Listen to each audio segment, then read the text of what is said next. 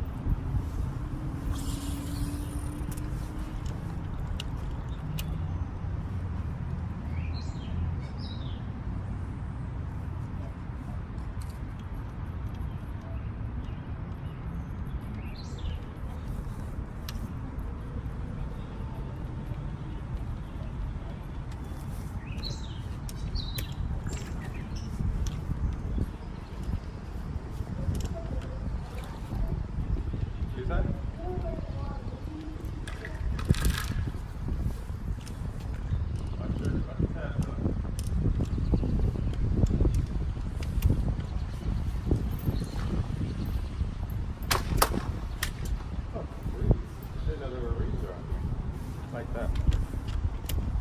See those tall things? The reeds. There's lots of those. That's what I said. I see reeds. There's lots of those in Florida.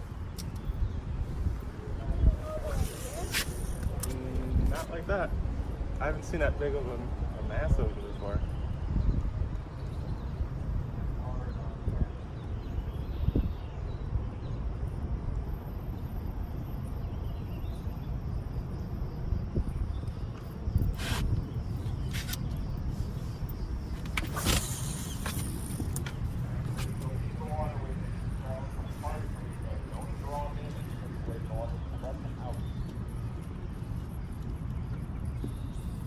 back Looks door like somebody a left little their, bit, find the their arch, fishing find stuff the arch. over there.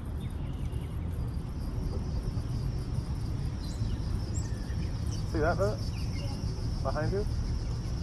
Somebody left their fishing stuff over there. Where I'm looking. Hanging out there. Sleeping. Alright, let's start to bring the rate up a little now. We gotta come away from shore. We're doing this close to it. Come on.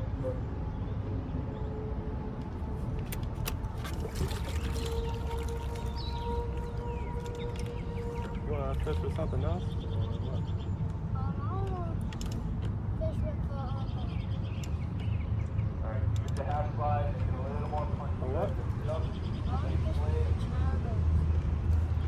Not driving the leg. My knee chatterbait? Lay in, drive the legs, right? The arms, put them in. Getting near the Cambridge line here. Whoops, I'm going in reverse. And we're still trying to, Daddy, when you just feel it goes up and down, up and down. yeah, that's the way a chatterbait works. It moves around weird. My first time using one, i.e. It goes him up and using down, one. Daddy goes up I can't go and first. down. Yeah, it goes up and down, the chatterbait. Then it's trying to get it cast far enough to actually make it last long enough for action. We're going around the corner here, getting really close to the Mount Auburn Hospital. And we're just gonna see what's going on. See, I'm fishing one-on-one with that lady. She's hitting those bridge abutments hard. I'm having a hard time controlling this thing. Especially having to deal with other things. I'm going down the river, going down the river. Woohoo! Oh, I popped on a small lure. I got the old beetle spinner with the green grub and the silver spinner. If that doesn't work out, after that, pretty much everything seems to bite that, as far as I've seen. After that, I'm gonna have to pull on my new grappler minnows. Those things seem to be the best, and they are my favorite lure. But I don't want to have to use them until I use all the other little things that people have been ranting and raving about first. I'm really a Rapala fan. Hey, Daddy, you haven't made a video with this. Yeah. Well, you're using it right now. He's No, got the. I was just getting a little bit of orange juice. As you see, he has the Chatterbait by Z-Man. D-Lat, is it Bill Latimer or Brian Latimer? I forgot. I think it's Bill. He uses Z-Man, and several people have gotten into the Z-Man lures craze, and for good reason. They have some good stuff. I haven't used most of it, but from what I've seen, it works in many places. Charles River it's tough to fish. Let's just be serious. The fish are in certain spots and not in others. And they're not just jumping at the bit just to grab your lure. But if you keep at it, eventually you'll get one. But you have to be persistent and have time. And we've talked about timing before. Time's hard to get, because you have to deal with your brain. Your brain tells you you're busy doing something else. Usually it's not important. Like, oh man, I missed my show. I have to go over here to get some stuff to fix up the house. I gotta cut my hair. I gotta go to the bathroom. Maybe I have to poop. I don't know. Find a way to deal with that. Then focus on fishing. So we're getting close to. Oh, there's a spray pad in it. Those are 20 horsepower motors. That's like the exact size I need. That small motor right there. That's just about all I need. Slap that bad boy in here, I'll be ready to go.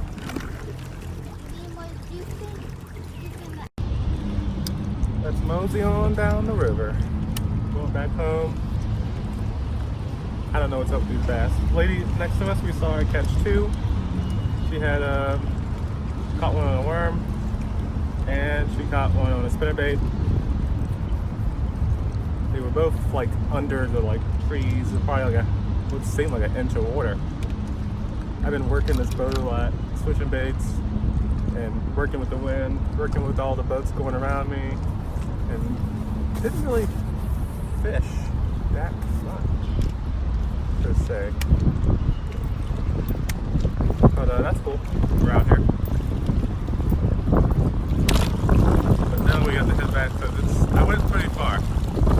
So, and we're going against the wind now. And I think the current's going out. I'm trying to go up the river. So it's going to be just like last time at top the river. I'm going to have to burn this battery up. I'm gonna have to use all the power to get back. But that's cool. I gotta see how far it'll go. I got the other battery here. I got the screws for it. It's ready to be screwed on. Hopefully I don't shock myself. But maybe I can pull this thing down to 10%. Then I'll know just what I can do with it.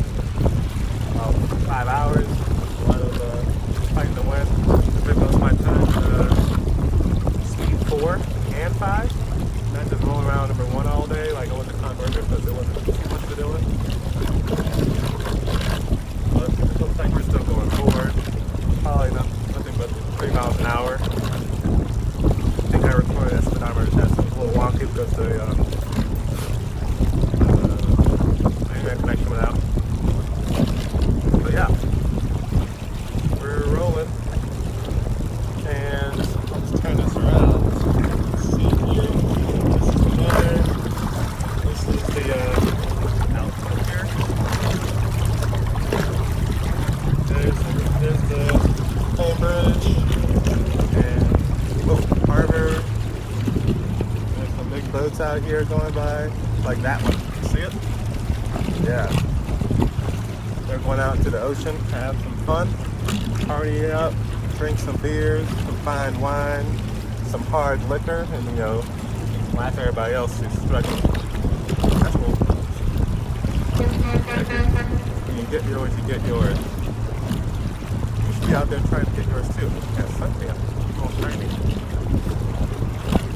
I think it's good we started now, but it's going to take a while to get back. You got to go under like 6 bridges. Do a little casting on the way back. So try to stay out of the way of these boaters. Some are nice, some aren't. Some aren't at all. Even if it's their fault. I'm in front, I have the way. That's the way the buggy rules work. Not your way.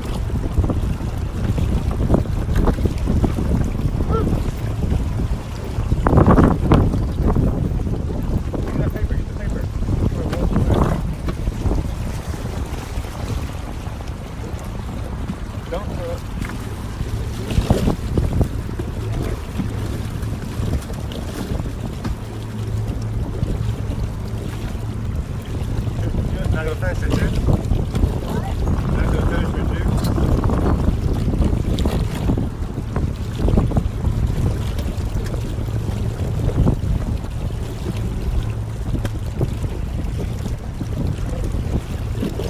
I'm just gonna record this out. I'll edit out what I want and keep in what I do, add some sound over what else I care about. So I got this Bass Pro Shop crankbait here. It dives real deep. It has a bronze back. It's bronze back, blue sides, and a white bottom. Sorry for trying to stare at the same time. And it has a really big lip. It's not square. It's not just bouncing off of too many logs, but we all know that we need to do that. Those guys are aggressive. They're getting it. They're getting it. They're racing. two side by side. I had to watch them go last week. Let's turn it to it so you can see this race. They're getting it. So it dives really deep. I believe it's got somewhere near 6 to 8 feet. I was using it next to these bridges here. Didn't get any bites there, but it was. I think I need a stronger rod to actually handle how hard it's flexing on me to get to that depth. So that's something I'll be working on. I do have my ugly stick that I use for I have caught up to a 52-pound striper on it a long time ago. But that thing was like, boop. But it's good for this. So I tried the chatterbait, black blue. That was my Z-Man. I tried the Strike King ADD. Kevin Van Dam. Midnight Special black and blue spinnerbait right here.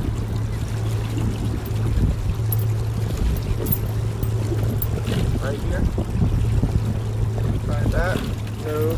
No dice yet. But you know, sometimes they're on, sometimes they're smart.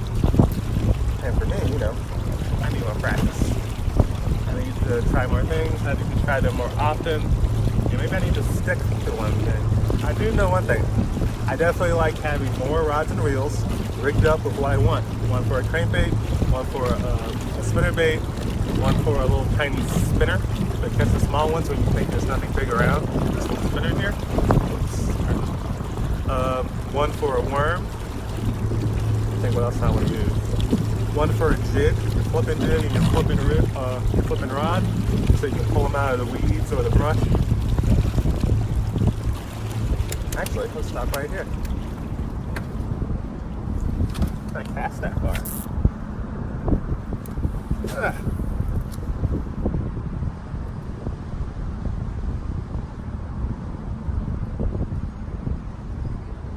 Come on, baby. That tree is all by itself. There might be a lonely bass over there, or a really fat bluegill. Like a really fat bluegill. Maybe a super duper flat. There's no cover around and you see one tiny piece of cover, usually the fish are on it because it's the only place for them to hide. So that's why they always get the chasing and stuff. Ah, it's not spinning because there's grass on it. What is that?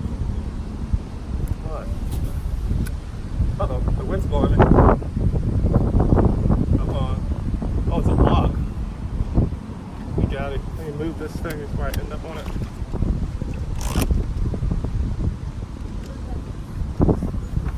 It's like a whole tree just fell right there.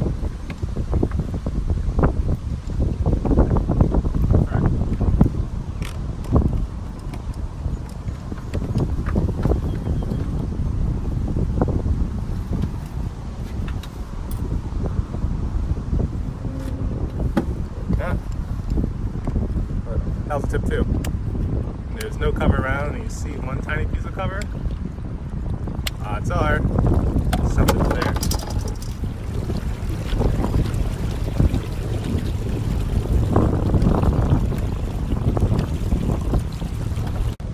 Hey, we're back really close to where we put in. I got the bass, baby, and I caught a bluegill before this on my on this thing right here. The old green beetle spin like thing with the spinner on top. It seems to make my day when it's the worst going on. I put the big baits on, no traction, and boom, right next to all the overhanging logs and trees. That seems to be where the fish are hanging out. Every time I threw that thing in there, boom, I get a bump, boom, I get a bump. The bluegills love hitting it, and then slightly bigger bass will hit it too. So we got 2 species down. We're about to go in though, we're almost done. Why do fish always bite when you're done? I don't know. Throw it in it. Bye-bye fish. Oh, number 2. Same size. Thought I'd use a bigger lure. They'd bite too, but this is the kind of fish that are around here. This thing is, you know, barely a pound. But awesome. We are on the bass. 2 bass. I'm an even better bass fisherman now, right? Yeah. Yeah. Thanks for making me feel bad. No, grab by the mouth. Grab it tight. Using it. Oh, get it. No. Now he's. Oh no. It's gonna hurt the fish. You gotta get your hand in there. Get him. Get that thumb. Hold it tight. There you go. Let him go. We're gonna go back to this. That was a big splash. Yeah, he actually